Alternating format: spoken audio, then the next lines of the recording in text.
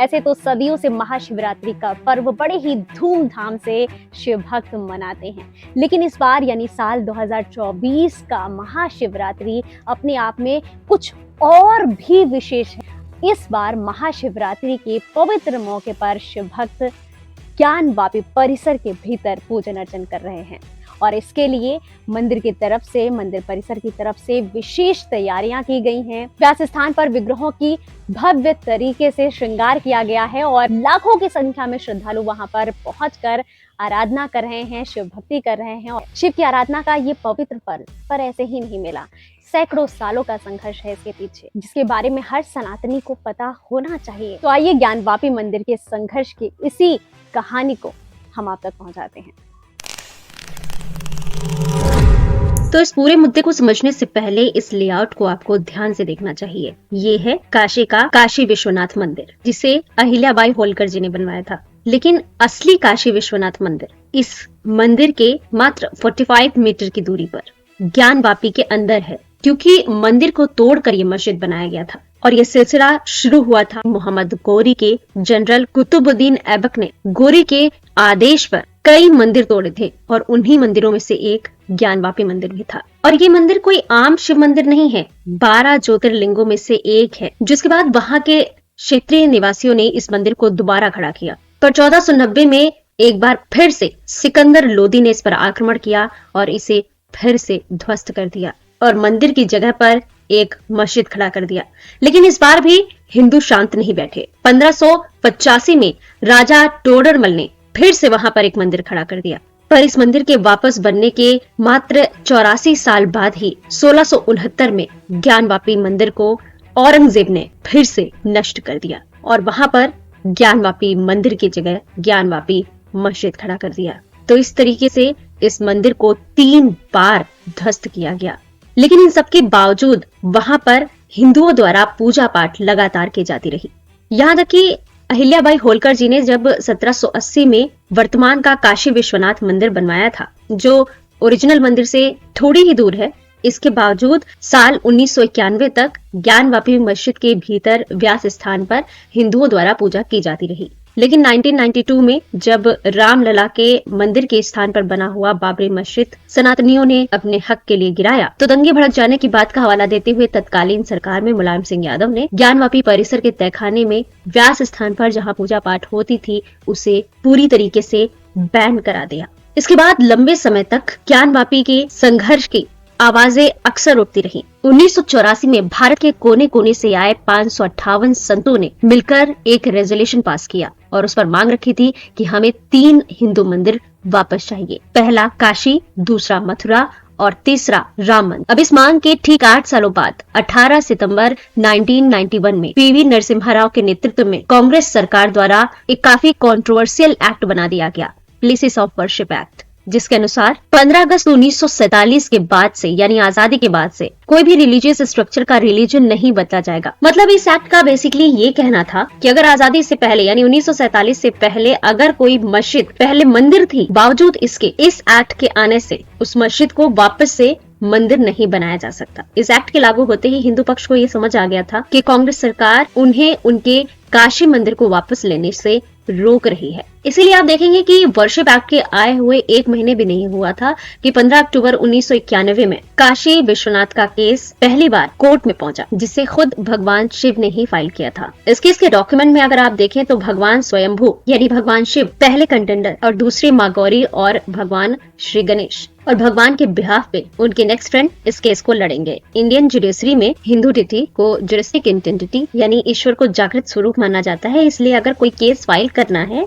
तो खुद भगवान ही फर्स्ट पिटिशनर रखा जाता है और उनके बिहाफ पे जो केस फाइल करता है उनको लीगल टर्म्स में नेक्स्ट फ्रेंड बोलते हैं। सीआरपीसी के सेक्शन 1908 का यूज करके हरिहर पांडे, सोमनाथ व्यास और प्रोफेसर रामरंग शर्मा जी ने खुद को भगवान का नेक्स्ट फ्रेंड बनाया और ज्ञानवापी मामले में पहला केस 1991 अक्टूबर में फाइल किया। इस केस में उनका डिमांड बिल्कुल क्लियर था। पहला, पूरा ज्ञानवापी कॉम्प्लेक्स काशी के ही मंदिर का पार्ट है, इसलिए वो उन्हें सौंप दिया जाए। दूसरा, वहाँ इलीगली बनाए गए मस्जिद को डिमोलिश किया जाए ताकि वहाँ वापस ज्ञानवापी मंदिर को खड़ा किया जा सके। केस तो फाइल कर दिया गया, लेकिन कई दशकों तक इस पर सुनवाई कुछ भी नहीं हुई और बड़ा टर्निंग पॉइंट तब आया जब अगस्त साल 2021 में 5 महिलाओं ने मिलकर वाराणसी कोर्ट में एक पिटीशन फाइल किया। उनका कहना था कि मस्जिद के अंदर हमारे भगवान शिव, माँ श्रृंगार गौरी, गणेश जी और हनुमान जी हैं और हमें उनकी पूजा करने की परमिशन दी जाए। अब हुआ यूं कि उनके इसी डिमांड के चलते अप्रैल 2022 में वाराणसी सिविल जज ने इस केस को कंसिडर किया और अजय कुमार मिश्रा नाम के एक एडवोकेट कमिश्नर को वीडियोग्राफी सर्वे करने का ऑर्डर दिया। ये ऑर्डर देते हुए कोर्ट ने कहा कि चेक करो क्या सच में मस्जिद में भगवान हैं। सर्वे कंप्लीट करके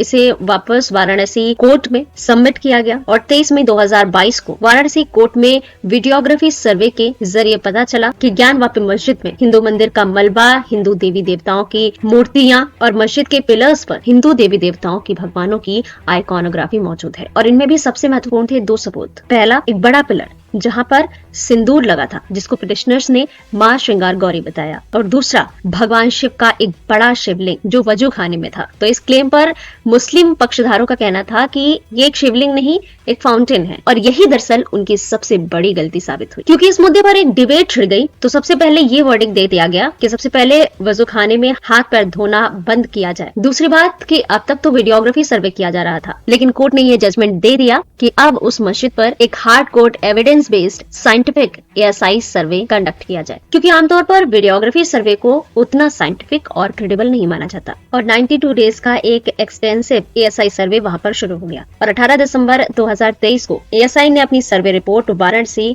सिविल कोर्ट में सबमिट की और फिर राम मंदिर के प्राण प्रतिष्ठा के ठीक 3 दिन बाद यानी 25 जनवरी 2024 को दोनों पक्षों को ASI सर्वे रिपोर्ट्स की कॉपी सबमिट की। तो यहाँ पर यह भी सवाल आता है कि ऐसे कौन से प्रमाण थे जिसके जरिए ASI सिर्फ 92 दिनों में बिना खुदाई किए सिर्फ सरफेस लेवल पर ही उन्होंने ऐसे प्रूफ इकट्ठा किए कि ASI ने अपने सर्वे रिपोर्ट में ये क्लियरली लिख दिया कि यहाँ पहले एक हिंदू मंदिर था। तो प्रूफ्स की अगर बात करते हैं तो पहला प्रूफ है भगवान की मूर्तियां। इस ASI सर्वे में टोटल 55 पत्थर की मूर्तियां मिली, जिनमें से 15 तो शिवलिंग ही थे। इसके अलावा वहां पर 5 मूर्तियां हनुमान जी की, 3 गणेश जी की, 3 विष्णु भगवान की और 2 मूर्तियां थी कृष्ण और नंदी जी की। इसको कंसिडर करते हुए ASI को ये पता लगा कि हाँ, इस साइट पर पूजा हुआ करती थी। दूसरे प्रूफ थे मंदिर के पिलर्स। तो ASI ने अपनी रिपोर्ट में मूर्तियों के अलावा पिलर्स और स्टोन स्लैब्स की इंस्क्रिप्शन का भी मेंशन किया है। उदाहरण के लिए जैसे ये है स्टोन इंस्क्रिप्शन जिस पर क्लियरली राम लिखा है। ऐसे ही ज्ञानवापी परिसर के अंदर जो पिलर्स रहे हैं जहाँ पर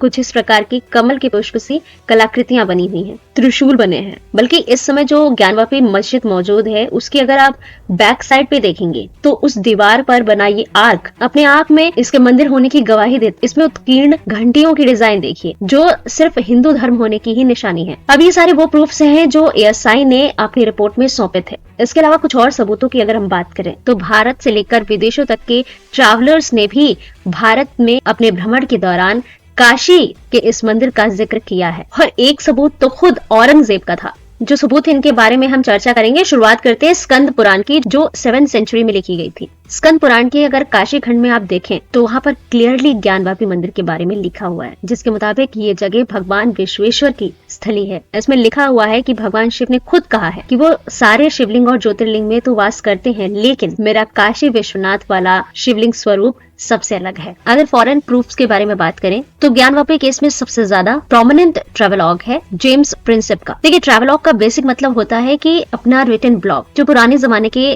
ट्रैवलर्स लिखा करते थे। जेम्स प्रिंसेस उस वक्त के prominent think tank Asiatic society of Bangalore के फाउंडिंग एडिटर और फेमस लिथोग्राफर यानी एक टाइप के पेंटर भी थे। तो उन्होंने अपनी बुक बनारस इलस्ट्रेटेड में भगवान विश्वेश्वर मंदिर की लेआउट बनाई थी। इस लेआउट को अगर आप ध्यान से देखेंगे तो विश्वेश्वर मंदिर के सेंटर वाले पॉइंट में गर्भगृह की जगह महादेव लिखा है और बाकी मंडपों में गणेश मंडप, तारेश्वर, इन सब का उन्होंने डिटेल में मेंशन किया है। जेम्स प्रिंसेप जब बनारस विजिट में थे तो उन्होंने 2 पेंटिंग और बनाई थी। एक ये जिसमें आप मंदिर के अवशेष क्लियरली देख सकते हैं और दूसरा कुछ ऐसा देखने वाला स्केच जो वहाँ के जो लोकल्स थे उनकी दी हुई डिटेल्स के आधार पर उन्होंने डिजाइन किया था, जिसको आप बिल्कुल आज के मस्जिद में भी देख सकते हैं। जेम्स के अलावा E.V. हैवेल जो कि ब्रिटिश राज में प्रोमिनेंट आर्ट हिस्टोरियन हुआ करते थे, उन्होंने अपनी किताब बनारस द सीक्रेट सिटी के पेज नंबर 182 में लिखा हुआ है कि ज्ञानकूप यानी कि वेल ऑफ नॉलेज एक हिंदू मंदिर यहाँ पर मौजूद था, जिसमें आगे ये भी लिखा हुआ है कि भगवान विश्वेश्वर के पुराने मंदिर को औरंगजेब के आदेश पर तोड़ दिया गया था और यहाँ के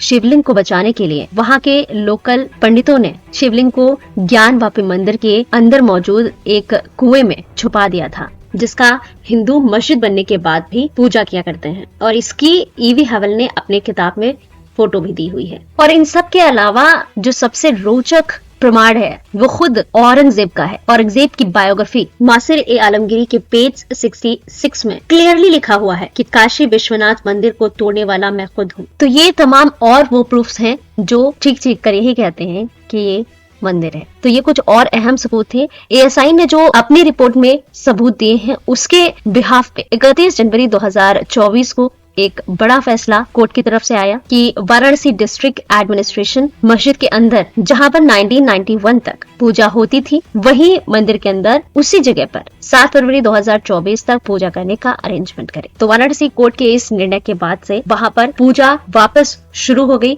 और आज महाशिवरात्रि के अवसर पर भव्य उत्सव का आयोजन वहां पर चल रहा है। तो इस तरह ज्ञानवापी के अब तक का ये संघर्ष था जो कि अभी भी जारी है।